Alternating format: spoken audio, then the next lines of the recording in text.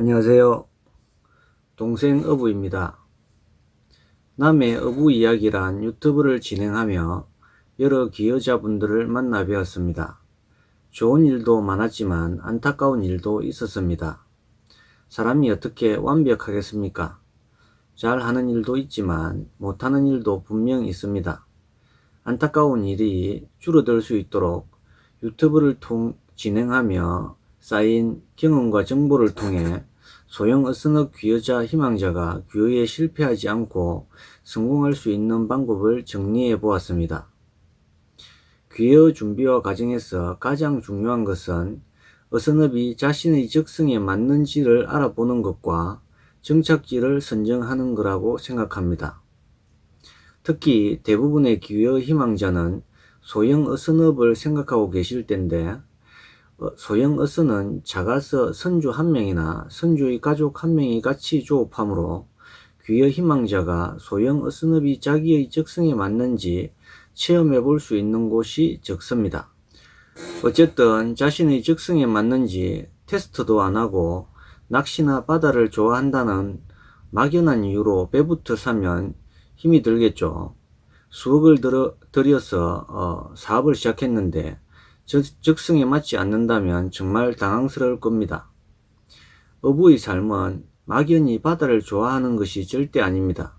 생사를 걸고 힘겹게 바다와 싸워야 할 때도 있고, 좋든 싫든 절대적으로 바다에 순종해야 할 때도 있는, 조금 과장하자면 정말 극한 직업입니다.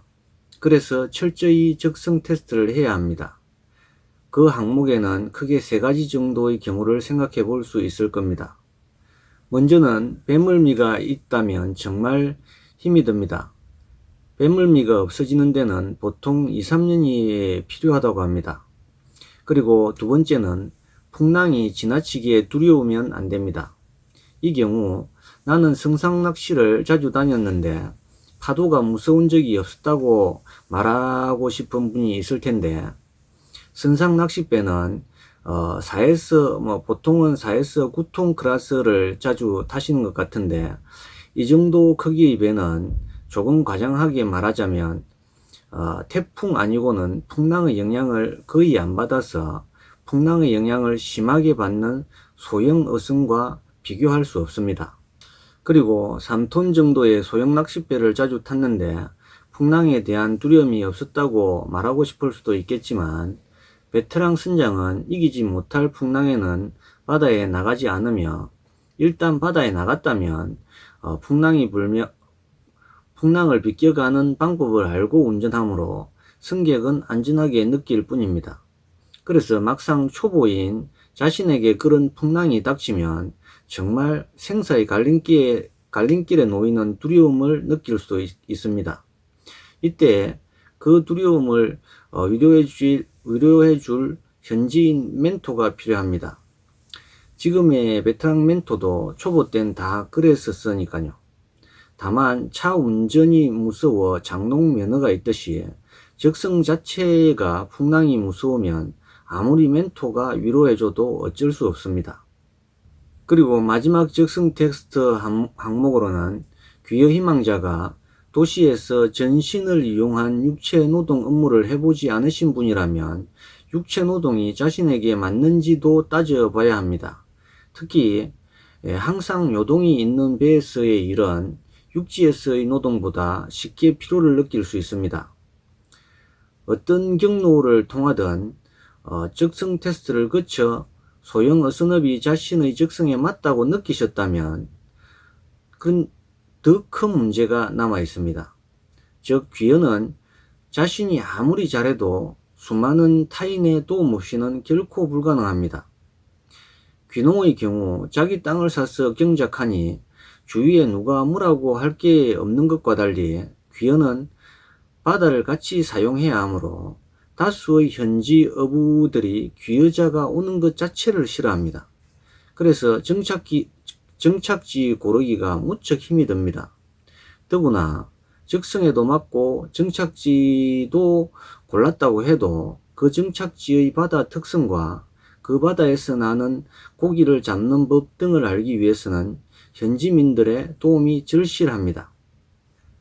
이 모든 것을 한꺼번에 해결할 수 있는 방법이 홈스테이라고 생각합니다. 홈스테이는 어업을 체험할 수 있는 제도입니다. 비용도 상당 부분 국가에서 지원해 줍니다. 행정사항은 해당 군청 수상과로 문의하시면 됩니다. 지금의 직장을 다니시면서 주말이나 휴가를 내서 최소 한 달 이상은 홈스테이를 하며 앞에서 말한 적성 테스트를 제대로 해야 한다고 생각합니다. 그리고 홈스테이 지역을 고르실 때는 자신이 희망하는 지역으로 고르시고 홈스테이 하는 시간 동안 홈스테이 선장님의 추천 등으로 그 지역 마을들의 사람들을 만나보고 또 그 만난 사람들의 추천으로 여러 마을 사람들을 만나보며 귀여자에 대한 배척이 심하지 않고 자신에게 호의적이고 자신도 마음에 드는 분이 사시는 곳을 정착지로 삼으시면 됩니다. 그런데 빈집이 그곳에 있어야 하는데 혹 당장에 집이 없을 수도 있으나 시간을 갖고 마을 주민들과 소통하다 보면 집이나 집 지을 땅이 나올 수도 있고 아니면 빈집이 있는 곳 중에서 호의적인 곳을 선택하는 방법도 있을 겁니다. 어느 쪽이 됐든 현지민들과의 소통 과정이 최소 한 6개월 이상 정도는 돼야 하지 않을까 그렇게 생각하고 또 6개월 이상 정도 소통 과정을 거치다 보면 현지민들의 도움으로 힘든 여러 문제들이 자연스럽게 해결되는 것 같습니다. 이런 과정 중에 멘토도 찾으시면 됩니다. 정말 귀여의 처음과 끝은 멘토가 아닌가 싶습니다. 그리고 멘토가 해당 지역에서 여러 난관을 견디며 정착하였으므로 그의 방법을 따르면 큰 시행착오 없이 정착할 수 있을 겁니다. 그리고 최대한 멘토의 말을 잘 따르는 것도 굉장히 중요합니다.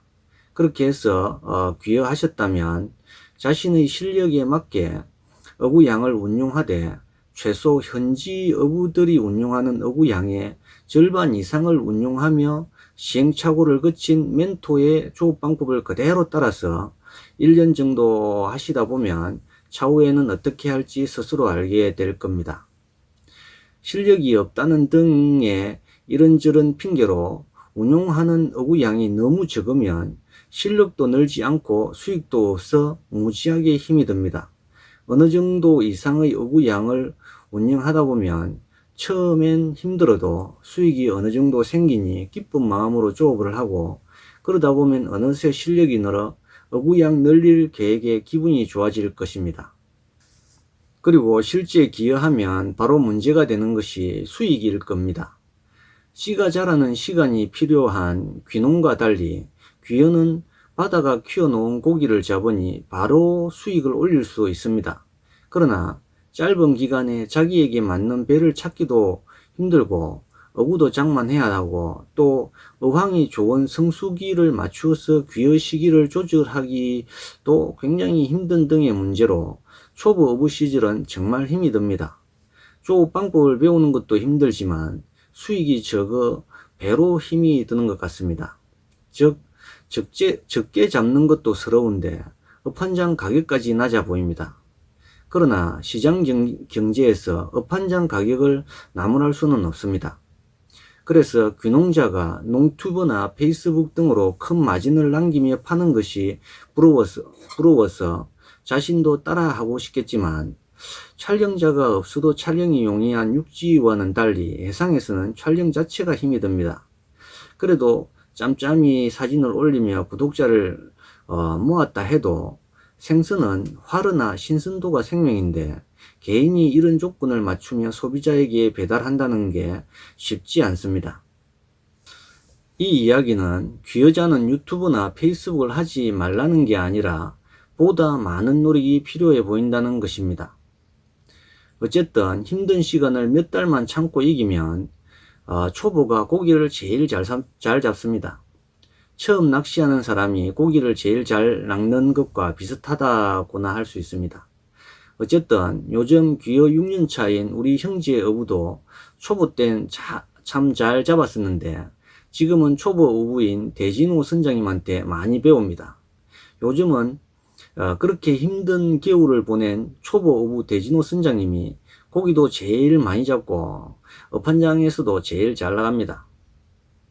우리 형제 어부도 초보 땐 참 힘들었습니다.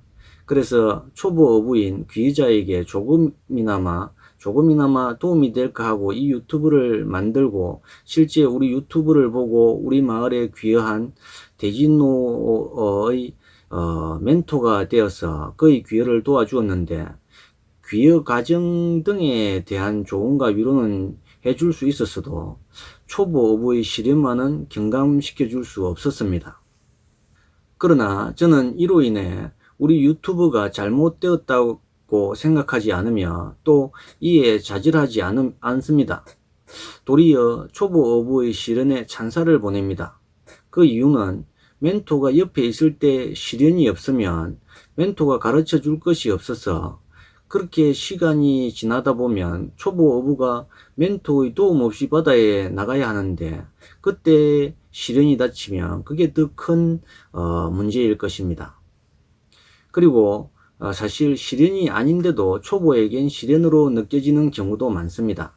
일례로 초보 어부인 대진호 선장님이 어부가 손상된 것을 무슨 큰일이 난 것처럼 하소연하자 9년 옆에 있던 9년차 베테랑 형님이 이를 듣고 하시는 말씀이 늘상 있는 일에 그리 목숨을 걸듯 하면 매일매일이 고달파서 며칠이나 조업하겠냐고 했습니다.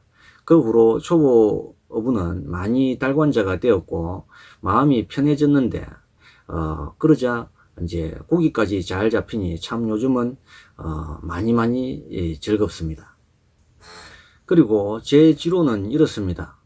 어부는 상인이 아니므로 고기 가격을 걱정해서는 안 됩니다. 고기만 많이 잡으면 모든 문제는 해결됩니다. 어부는 고기 많이 잡는 법을 걱정해야 됩니다. 그러나 어떤 이유가 있어 자연이 주지 않아서 없는 고기를 억지로 잡으려고 하면 자신만 고달파집니다. 욕심을 버리고 조급하지 않고 주위를 돌아다 보면서 이렇게 지내다 보면 어느새 자연은 우리를 풍성하게 채우고 있는 걸 발견하게 될 것입니다. 물론 귀여 방법에는 당연히 이 외의 방법도 있겠지만 저는 이게 정석이 아닌가 싶습니다. 그리고 인생은 정석대로 절대로 안 되듯 아무리 철저히 준비하고 또 아무리 멘토가 대단한 실력자라도 절대로 호락호락하지 않는 게 귀여입니다. 오죽했으면 귀여에 관계된 담당자분들이 귀여 희망자에게 던지는 첫 마디가 어떤 거냐 하면 세상 많은 일 중에 왜 하필 이 힘든 귀여를 하려냐고 합니다. 그만큼 귀여 실패자를 많이 봤다는 말이겠죠. 어쨌든 이 귀여 귀촌 정석은 우리 유튜브에 초보 어부 성장기 코너에 등장하는 얼마 전에 귀여한 대진호 성장님이 귀여를 준비한 길과 거의 일치합니다. 그래서 초보 어부 과정 중에서도 어느 정도 정착 단계에 들어갈 시점 정도에 해서 대진호 선장님의 인터뷰도 한번 준비해 보도록 하겠습니다. 감사합니다.